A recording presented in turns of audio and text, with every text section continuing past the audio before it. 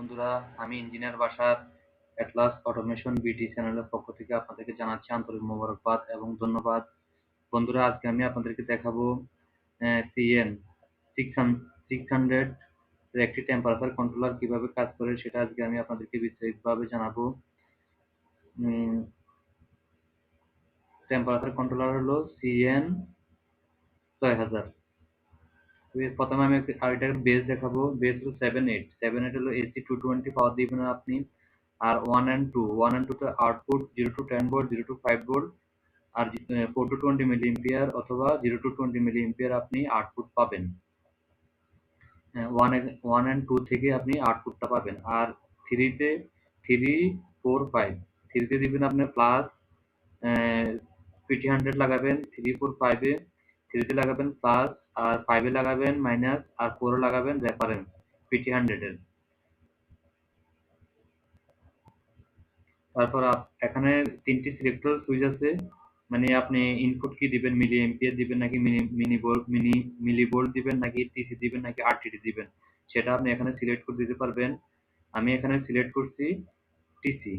টিসিটা select করে দিলাম, মানে আমি ইনপুট দিব আরটিডি। আরটিডি ইনপুট দিব, পিটি 100 এর ইনপুট দিব, সেজন্য আমি এখানে আরটিডি বা টিসি সিলেক্ট করে দিলাম। এখন আমি এটা আমার বেসে লাগাবো। বেসে লাগাই আমি পাওয়ার দিব। পাওয়ার দিয়ে আমি সেটিং করব। তো বন্ধুরা, এখনো যারা আমার চ্যানেলটাকে সাবস্ক্রাইব করেন নাই, প্লিজ আমার চ্যানেলটাকে সাবস্ক্রাইব করুন এবং বেল আইকনটি অ্যাক্টিভ করে দিন, যাতে নতুন ভিডিও আপলোড করলে সাথে সাথে আপনারা পেতে পারেন। আমি পাওয়ার দিলাম। পাওয়ার দিয়ে আমি প্রথমে আমার আমার ইনপুট সিলেক্ট করে দিতে হবে। ইনপুট যে আমি আরটিডি ব্যবহার করছি সেটা আমি সিলেক্ট করে দিতে হবে। এখানে অনেকগুলো অপশন আছে, টিসি আছে, তারপর আপনার ভোল্টেজ মিলি ভোল্ট আছে, মিলি এম্পিয়ার আছে। ঠিক আছে, আপনি ইনপুট যেটা সিলেক্ট করবেন আপনি ওইটার আউটপুট পাবেন। তো আমি যেহেতু আমার ইনপুটে আরটিডি ব্যবহার করছি, ঠিক আছে, আমি এখানে জেপিটিটা সিলেক্ট করব। আমি জেপিটি সিলেক্ট করলাম, ওকে দিলাম। ওকে দিয়ে জেপিটি সিলেক্ট করলাম। দেখেন আমার ইনিশিয়াল, এখন যখন আমি জেপিটি সিলেক্ট করে দিলাম, মানে আরটিডি সিলেক্ট করে দিলাম, তখন আমার ইনিশিয়াল 34.1 মানে 34 ডিগ্রি টেম্পারেচার আছে। ইউনিটে আপনি সেন্টিগ্রেডে রাখবেন নাকি ফারেনহাইটে রাখবেন, সেটা আপনি সিলেক্ট করে দিতে পারেন। আমি সেন্টিগ্রেডে রাখলাম।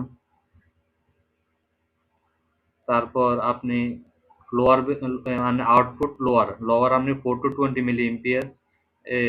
আমি এখানে 4 to 20 মিলি এম্পিয়ার সিলেক্ট করলাম। আপনি 0 to 20 মিলি এম্পিয়ার সিলেক্ট করতে পারেন। আউটপুট লোয়ার ভ্যালু, এটা হলো আউটপুট লোয়ার ভ্যালু। এখন আউটপুট হায়ার ভ্যালু আপনি 20 মিলি এম্পিয়ার সিলেক্ট করলাম। আমি 20 মিলি এম্পিয়ার। এখন আমি আমার রেঞ্জ সিলেক্ট করব। আমার পিটি 100 এর রেঞ্জ, মানে আমার লোয়ার ভ্যালু থেকে হায়ার ভ্যালু। আমি ইনিশিয়ালি আমার লোয়ার ভ্যালু যখন 20 আসবে তখন আমার আউটপুট থাকবে 4 মিলি এম্পিয়ার। এখন আমি 20 সেট করব। এখানে আমি 20 সেট করলাম। তারপর এখন আমি আমার পিটি 100 এর হায়ার ভ্যালু সেট করব। হায়ার ভ্যালু আমি সেট করব 100 ডিগ্রি টেম্পারেচার। আমি 100 ডিগ্রি টেম্পারেচার, মানে যখন আমার 100 ডিগ্রি টেম্পারেচার আসবে তখন আমার আউটপুট দিবে 20 মিলি এম্পিয়ার।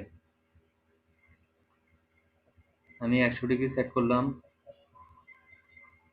তো বন্ধুরা, আমরা মূলত কাজ করি PLC, SMI, servo, BFD, industrial controlling system নিয়ে আমরা কাজ করি।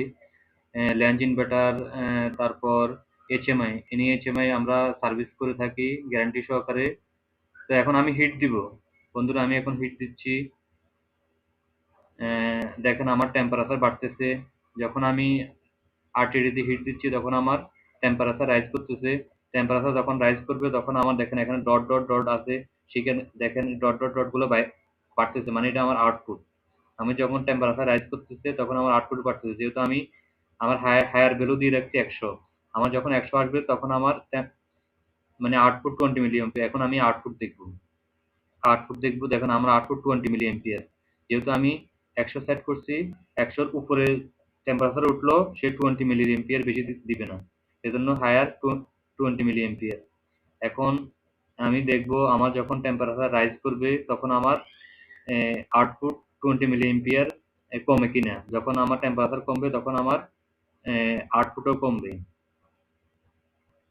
দেখেন আমার টেম্পারেচার কমতেছে, এখন আমার টেম্পারেচার কমতেছে, এখন আমি হিট দিচ্ছি না, সেজন্য আমার টেম্পারেচার কমতেছে। টেম্পারেচার কমলে দেখেন আমার আউটপুটও কমতেছে, 17, দেখেন 17 আস্তে আস্তে কমতেছে। যখন আমার টেম্পারেচার কমবে তখন আমার আউটপুটও কমতেছে। দেখেন আমার দাগগুলো, যখন ডট ডট ডট দাগগুলো, দেখুন এগুলো কমতেছে, দাগগুলোও কমতেছে।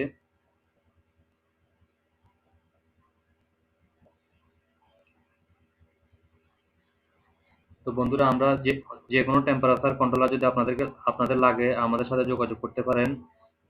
স্ক্রিনে আমাদের নাম্বার দেওয়া থাকে, আপনারা আমাদের সাথে যোগাযোগ করতে পারেন। টেম্পারেচার কন্ট্রোলার, যে কোনো ইন্ডাস্ট্রিয়াল কন্ট্রোলিং সিস্টেম ডিভাইস নিয়ে আমরা কাজ করে থাকি। আপনারা আমাদের সাথে যোগাযোগ করতে পারেন। দেখেন আমার টেম্পারেচার রাইজ হচ্ছে, আমার আউটপুটও কমতেছে। আমার আউটপুট যখন 20 মিলি এম্পিয়ার, আমার আমি লোয়ার ভ্যালু দিচ্ছি 20 তো কখনো আসবে না। মানে বাংলাদেশের ওয়েদার টেম্পারেচার হলো 30, ঠিক আছে? 30 যখন 20 যখন আসবে তখন আমার 4 মিলি এম্পিয়ার হবে। আমি এখানে সেট করার দরকার ছিল 30 হলে আমার 30 বা 33 সেট করলে আমার লোয়ার লোয়ার আউটপুট থাকতো 4 মিলি এম্পিয়ার। এখানে আরো কিছু সেটিং আপনারা করতে পারেন, ঠিক আছে? আপনারা পিডিএফটা করে নিয়ে সিম্পল সেটিং।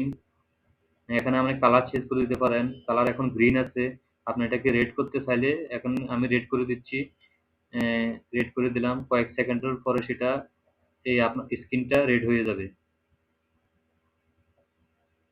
স্ক্রিনটা রেড হয়ে যাবে। তারপর আপনি এখানে আরো কিছু সেটিং দেখতে পারেন।